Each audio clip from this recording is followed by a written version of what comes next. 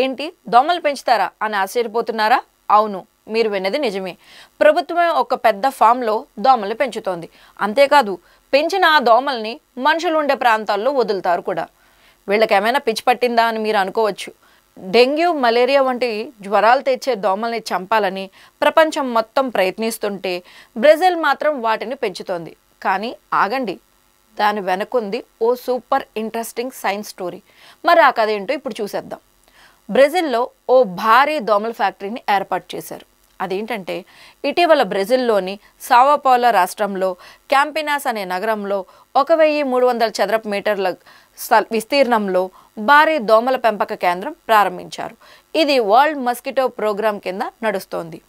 ఈ ఫ్యాక్టరీలో ప్రతి వారం 190 మిలియన్ల ఏడీస్ ఈజిప్ట్ దోమల్ని తయారు చేయగలదు. అవును, లక్షలు కాదు, కోట్లల్లో దోమలు. దోమల్ని ఎందుకు పెంచుతారు అసలు అనేది ఇప్పుడు చూద్దాం.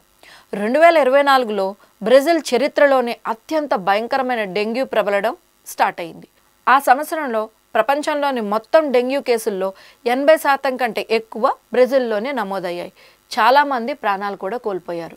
అందుకే శాస్త్రవేత్తలు ముళ్ళను ముళ్ళుతోనే తీయాలి అన్నట్లుగా దోమల్నే ఉపయోగించి డెంగ్యూని అరికట్టే పద్ధతిని ప్రారంభించారు. ఆ పద్ధతి పేరే వల్బాచియా టెక్నిక్. ఫ్యాక్టరీలో పెంచుతున్న దోమల్లో వల్బాచియా అనే సహజ బ్యాక్టీరియాను పెంచుతారు. ఇది దోమలకు హానికరం కాదు, కానీ దోమ శరీరం లోపల డెంగ్యూ వైరస్ పెరగకుండా అడ్డుకుంటుంది. అంటే వల్బాచియా ఉన్న దోమ కుడితే డెంగ్యూ వ్యాప్తి చెందదు. ఇవి బయట ఉన్న అడవి దోమలతో కలిసిపోతే వాటి పిల్లలను ఇవే సంరక్షిస్తాయి. ఇలా క్రమంగా మొత్తం ప్రాంతంలో డెంగ్యూని మోసే దోమల సంఖ్య తగ్గిపోతుంది. అయితే ఫ్యాక్టరీలో దోమల్ని ఎలా పెంచుతారనేది ఇప్పుడు చూద్దాం. ఫ్యాక్టరీలో లార్వాలను నియంత్రిత టెంపరేచర్లో పెంచుతారు. పెద్దవయ్యాక బోన్లో పెంచుతారు. మగదోమలకు చక్కెర నీరు, ఆడదోమలకు మానవ చర్మాల్లో ఉండే ఫ్యాక్స్ ద్వారా జంతువుల రక్తం ఇస్తారు. సుమారు 4 వారాల తర్వాత గుడ్లను సేకరించి బయటకు విడుదల చేస్తారు.